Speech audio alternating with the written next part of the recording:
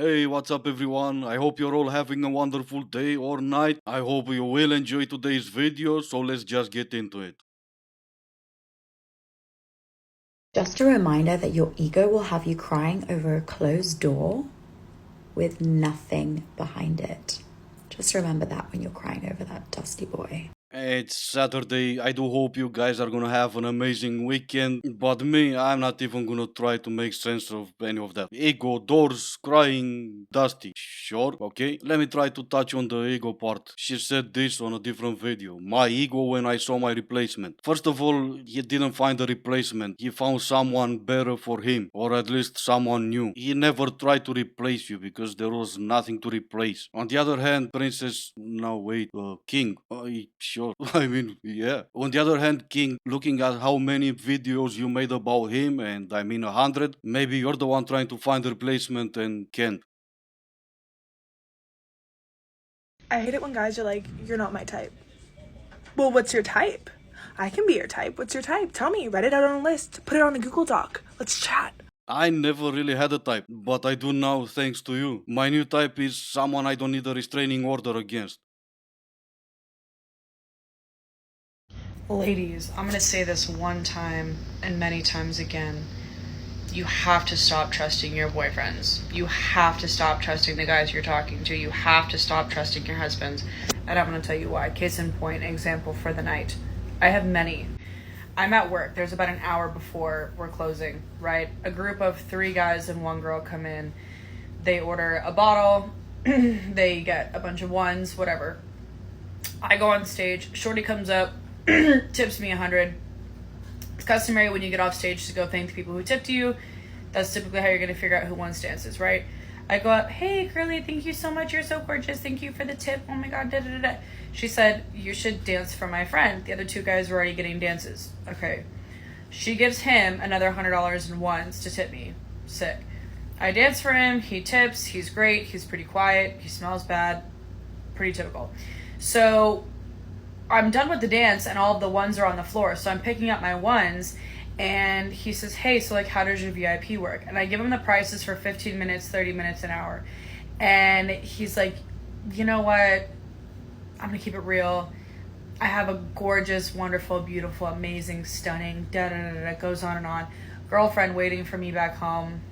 I'm gonna pass. And I am done. Now, obviously, I don't know much about men, or at least not as much as you do on account of me being a man. But from the little I know, that's obviously exactly the words a man will use telling a dancer that he has a girlfriend. It's never gonna be something sure, like, I'm sorry, I'm gonna pass, I have a girlfriend. The moral of the story, at least what she's trying to say, is that he said he has a stunning, brave, whatever, but then at the end of the night, he wanted more from her. And obviously, that can happen. That can sometimes be the case. What I wanted to hear as a moral of the story was who was Shorty? Why was Shorty there and why she was giving hundreds of dollars to some guy? Would a friend do that? Maybe she was his sister? Because that's what men do from the little I know about men. They take their sisters to one of those clubs. I think it's safe to say the moral of the story was she was obviously in bed. She probably took a nap. She had a beautiful dream and she decided to make a TikTok about it.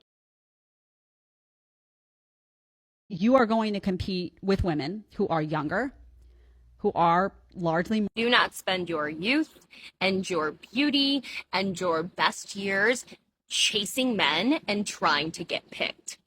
Get an education, have a career, build a community, build a support network, and then if you just so happen to meet the right partner, you can settle down. The worst thing on the planet that you can do for yourself is be 38 years old, and the only thing that you can put on your resume is a stay-at-home mom. You don't even have a college education. What are you gonna do when that man gets bored of you and starts chasing after those younger, fertile women? Huh? What are you gonna do? Huh? That is what you should be more fearful of. And I will, but not just yet, maybe later. Or maybe I should be more fearful that I'm 38 and I got nothing. I don't have a career because I have a job. I know it's a weird concept. People do still have jobs. But no one said anything about not getting a college degree, not getting an education. And why does it always has to be one way or the other? How about something in the middle? No one is stopping you to have a family and a career or a job. No, my bad, obviously a career. When you do have a family, you're gonna build a bigger community. We're gonna add my friends and your friends, and we're all gonna be together. Parties, barbecues, whatever we do as a community, as friends. Yeah, I think I would be more fearful of being 38 and having no one.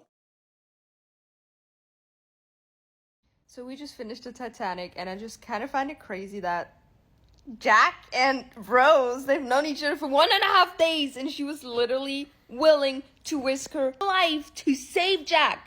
That's true love. And you? What? You wouldn't even save my life after 1.5 years. He just put himself through the worst 3 hours of his life because you wanted to see that movie. That is the definition of true love right there. It's even in the dictionary. Next to true love, it says every single boyfriend that ever watched that movie because he had a girlfriend.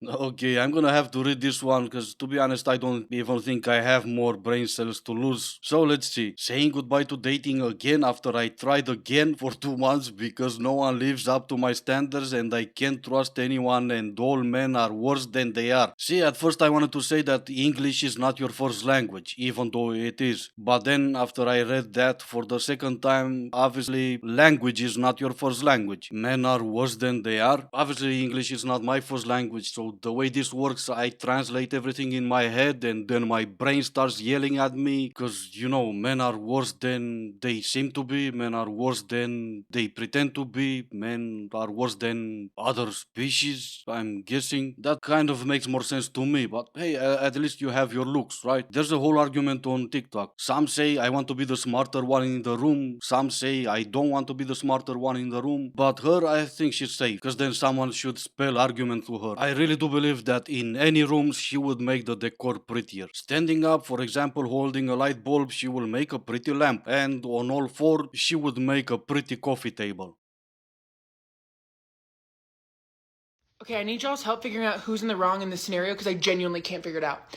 So, talking to this guy, 38, doctor, really cute, and he asked me out on a first date next weekend. He's like, hey, would you like to go out with me? Like, I'm thinking drinks, like, what would you like to do? And I was like, oh, drinks would be fun, but like the new Barbie movie comes out and I'd really like to see that. He's like, oh yeah, like that would be cool, let's do that. And I was like, yeah, great, sounds awesome, let's do it. So then I get a text from him last night, and he's like, hey, did you get the tickets yet? And I was like, no, question mark. And he's like, oh, why not? Were they sold out already? And I was like, no, to be honest, like I didn't even look yet. And I'm under the impression that this was like a first date. And he's like, it is, question mark. I'm the one that recommended drinks. You're the one that recommended a movie, ... And I can't tell who's in the wrong here because like, while he's correct, I'm the one that recommended the movie. You're the one that asked me on a first date, and you also asked me, like, what would I like to do? And I said, yeah, drinks in a movie would be awesome. So should I be going, like, 50-50, like, he pays for drinks and I do the movie since I recommended it? Or is it because it's a first date, like, he should pay? I don't know. Well, that's a shame because I believe you should. As always, I'm going to use myself as an example and I'm going to talk about myself and what I would do because, we're all different. I will pay, especially for the first date and not just the first date. And I know some of you will disagree, but that's fine. We'll agree to disagree. I ask you out, I'm going to pay. I also get to decide what we do on our first date. It doesn't really matter you recommended a movie on top of the drinks. I should have said we'll give up on the drinks or let's do drinks first and we'll see a movie next time. If I agreed with both, I'm gonna pay for both. If you recommended a fancy dinner that's gonna cost me, I don't know, $800, you would have go by yourself. But let's face it, a movie is not really that expensive. But once again, that's me. Call me old school, call me old, call me living in the 1950s. It really makes no difference to me because for me it's really simple. If I only want a hookup, I'm gonna act that way. But if I want that traditional woman, I'm gonna be the traditional man. All men who build their platform on women's issues are not to be trusted. And I will stand by being a personal trainer and saying that men who specifically specify working with women, the guys who specify building glutes, the men who specialize in women's weight loss, not weight loss, women's weight loss, not growing a dumpy, but helping women grow a dumpy, specifically helping women with preps, not so much men with preps. All their clients are women, red flag. I have seen enough in the fitness industry to understand that it is a red flag. Okay, what's the argument? We've been telling you that from the beginning. You chose to listen to them because they were feeding you lies on exactly what you wanted to hear. You chose to yell at us for being men. You called us toxic because we didn't agree with your actions. They are not to be trusted. We know. We've been telling you that. The one you uploaded the most on TikTok was only feeding you lies because he wanted to attract young girls. And I do mean young. And it had to be a different man, one of those type of men that you hate, to bring you proofs on what the guy was doing. They are not to be trusted. Again, we know. I am child free and I don't really relate to. Go back, watch that whole video. I totally agree with everything that she's saying, but I have something to add. The number one piece of feedback I get when I say I'm child free by choice is that I'm gonna miss out when you get older. Family is the only thing that matters. Like when you're 50, 60, 70, whatever, that age always changes, that you're gonna regret not having kids. But what if it's not that children and family are the only thing that matter at that age? What if it is that you have abandoned yourself for so long in servitude of those children and family that you no longer have meaningful existence outside of them? I find that really sad, honestly. If I get to 70 and don't have anything else of substance about myself that makes life worth living, that isn't a child that I should have had 40 years prior to that, I feel like I did something wrong. The only thing all of you childless women, let's call it for what it is, do wrong is assume that everyone else cares. And it seems that it's always the ones who have no idea what they're talking about that decides that they're trying to convince everyone else of their great choice. Especially in the West, they move out at 18. From that point until you're 70, you have plenty of time to find out your true self or whatever. And even if they don't move out until you're 70, you're not in servitude of them. They're grown-ups. They're gonna be in servitude of themselves and in some cases of you. My greatest gift of life was the day my daughter was born. And look at me, I don't try to convince others to have kids because I do have one. So why not ask yourself this? Why is it so important for you to convince other people, especially some strangers on the internet, that whatever decision you took, it's the right one?